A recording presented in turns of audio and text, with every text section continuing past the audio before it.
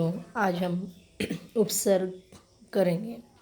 सबसे पहले हम उपसर्ग की परिभाषा जानेंगे कि उपसर्ग की परिभाषा क्या होती है।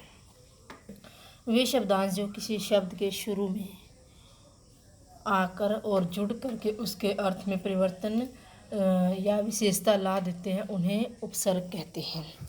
मतलब कोई ऐसा शब्दांश, कोई ऐसे शब्द का अंश जो किसी भी मूल शब्द के शुरुआत में जुड़ जाए और उसके अर्थ में परिवर्तन ला दे या फिर कोई नया शब्द बना दे तो वो हमारे उपसर्ग कहलाते हैं। जैसे उपसर्ग हम कुछ देख रहे हैं। प्रा उपसर्ग है, इसमें हमने एक मूल शब्द जोड़ा ज, और ज का अर्थ होता है जीत। अब प्रा प्लस ज बन गया प्राजय। प्राजय मतलब हार, तो इसने शब्द का अर्थ है जो बदल दिया। सम, सम मतलब और प्लस मोहन, मोहन एक नाम हो गया तो सम्मोहन, सम्मोहन का मतलब हो गया मोहित कर लेने की कला। उसके बाद है अ का मतलब होता है आ प्लस गमन, आगमन, आगमन मतलब आना और गमन मतलब जाना। अप प्लस मान, मान होता है इज्जत, और अप प्लस मान दोनों मिलाकर बन गया अपमान, बेइज्जती। तो आगे देखिए, कु प्लस पात्र, कुपात्र, कुपात्र पात्र होता है लायक, हमने उसके आगे को उपसर्ग जोड़ दिया तो उसका उल्टा बन गया कुपात्र। कुपात्र का मतलब होता है ना लायक। तो इस तरीके से हम ना उपसर्ग कर सकते हैं। उसके बाद है उपसर्ग के प्रकार कितने हैं, ये कितने प्रकार के होते हैं। नंबर 1 संस्कृत के उपसर्ग, नंबर 2 हिंदी के उपसर्ग, नंबर 3 विदेशी उपसर्ग। ये 3 प्रकार के उपसर्ग होते हैं, हिंदी के, संस्कृत के, विदेशी। कैसे होते हैं अब आगे हम जानते हैं। संस्कृत के उपसर्ग, संस्कृत के उपसर्ग को तत्सम उपसर्ग भी कहा जाता है। ये उपसर्ग प्रायः उन शब्दों के साथ जुड़ते हैं जो संस्कृत भाषा से हिंदी में आए हुए होते हैं। जैसे अति प्लस आचार बन गया अत्याचार, दुर प्लस लब दुर्लभ। इसी प्रकार और उदाहरणों से हम करते हैं।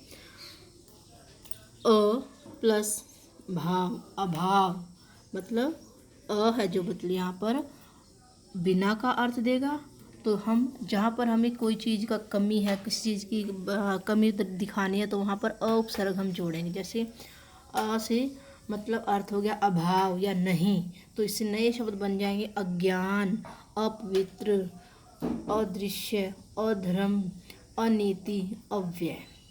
अंतर, अंतर है जो उसका मतलब होता है भीतर, इससे हम नए शब्द बना सकते हैं अंतर्राज्यीय, अंतर्राष्ट्रीय, अंतर्जातीय, अंतर्मन।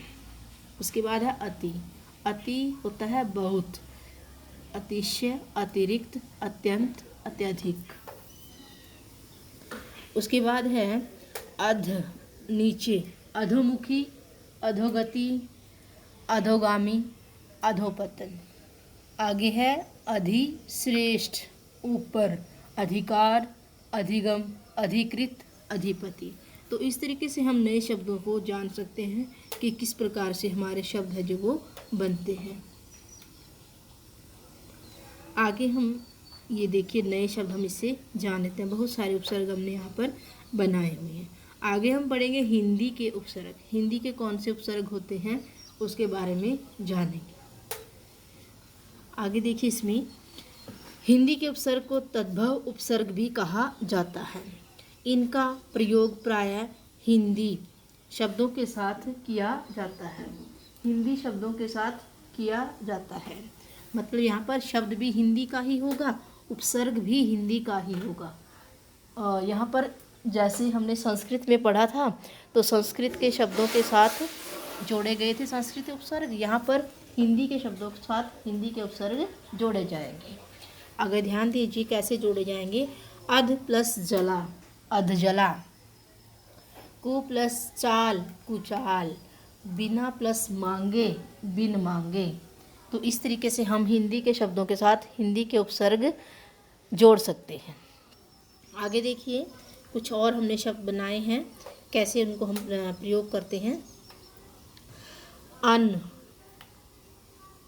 अध, उन, कु, ये सारे हमारे हिंदी के उपसर्ग हैं। हम इनको हिंदी के शब्दों में ही जोड़ सकते हैं।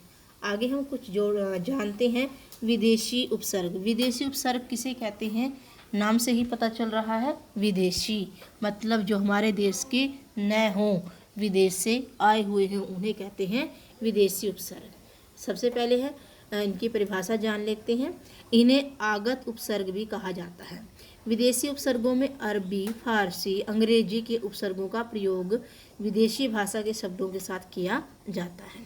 इस प्रकार के शब्द भी हिंदी में प्रयोग किए जाते हैं, जैसे ना प्लस समझ, ना समझ, हम प्लस सफ़र, हम सफ़र, हर प्लस दम, हर दम। तो ये हमारे विदेशी उपसर्ग हैं। देखिए एन प्लस, ये एन का मतलब होता है ठीक, तो इससे हम नए शब्द बनाएंगे एन वक्त, एन मौके। उसके बाद है कम, कम से हमने कम का अर्थ होता है थोड़ा, तो इससे हम नया शब्द बनाएंगे कमज़ोर, कम अकल, कम वक्त। उसके बाद गैर, गैर का अर्थ होता है बिना। ये सारे हमारे उर्दू भाषा के शब्द हैं जो विदेशी भाषा से आए हुए हैं। गैर, गैर हाजिर, गैर जिम्मेदार, गैर कानूनी। दर, दर मतलब में, दरअसल मतलब असल में। दरख्वास्त, दरख्वास्त का मतलब होता है, दरख्वास्त मतलब इसमें प्लस दर है जो वो शब्द लगाया गया है। ठीक है, तो यहाँ तक आपको समझ में आ गए होंगे। ये सारे हमारे विदेशी भाषा के शब्द हैं। हमें एक एक पढ़ना है और इन शब्दों को ध्यान से समझना है ताकि हम इनको अच्छे से समझ सकें।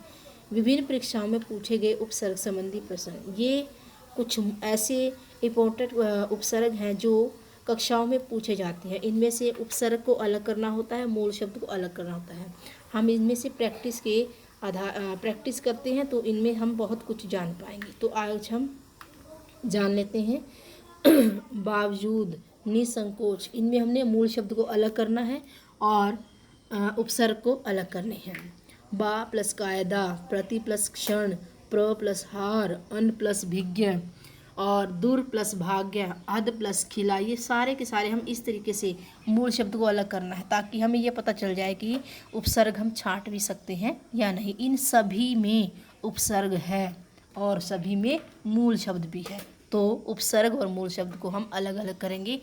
ये आपके अभ्यास के लिए है, आपको यहाँ पर अभ्यास करना है। तो यहाँ आशा करती हूँ बच्चे आपको समझ में आ गया होगा उपसर्ग। कल हम प्रत्यय के बारे में पढ़ेंगे। धन्यवाद। स्वस्थ रहें, मस्त रहें, पढ़ने में व्यस्त रहें।